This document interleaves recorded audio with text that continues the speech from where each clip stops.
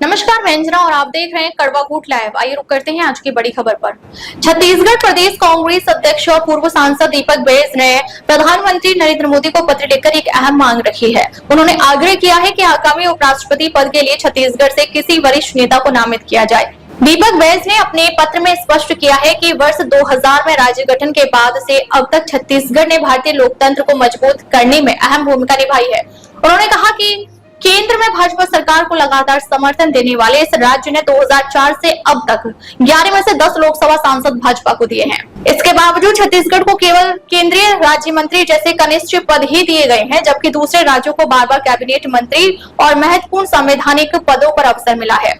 बैज ने पत्र में यह भी उल्लेख किया है कि छत्तीसगढ़ की सांस्कृतिक, सामाजिक और राजनीतिक पहचान को राष्ट्रीय मंच पर उचित प्रतिनिधित्व मिलना चाहिए। उन्होंने सुझाव दिया है कि उपराष्ट्रपति जैसे गरिमामय पद के लिए छत्तीसगढ़ से किसी वरिष्ठ सांसद या अनुभवी नेता जैसे कि पूर्व राज्यपाल और वरिष्ठ नेता रमेश बैस या किसी अन्य योग्य प्रतिनिधि को चुना जाए।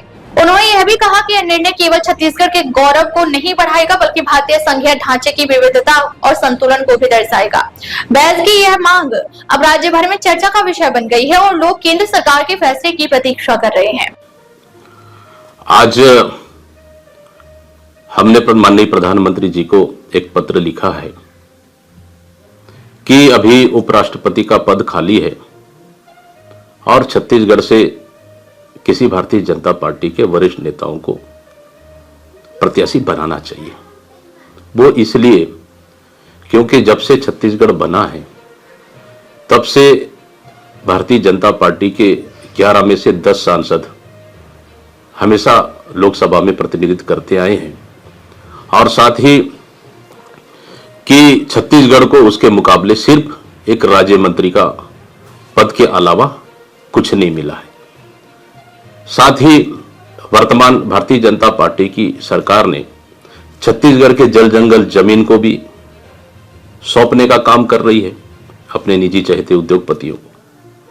तो इस तरह से हमारे पास छत्तीसगढ़ में जैसे देखें कि माननीय रमेश बैस जी 7 बार के सांसद, 3 राज्य के राज्यपाल और माननीय डॉक्टर रमन सिंह जी 3 बार के मुख्यमंत्री, छत्तीसगढ़ के वरिष्ठ नेता, अभी विधानसभा के अध्यक्ष हैं।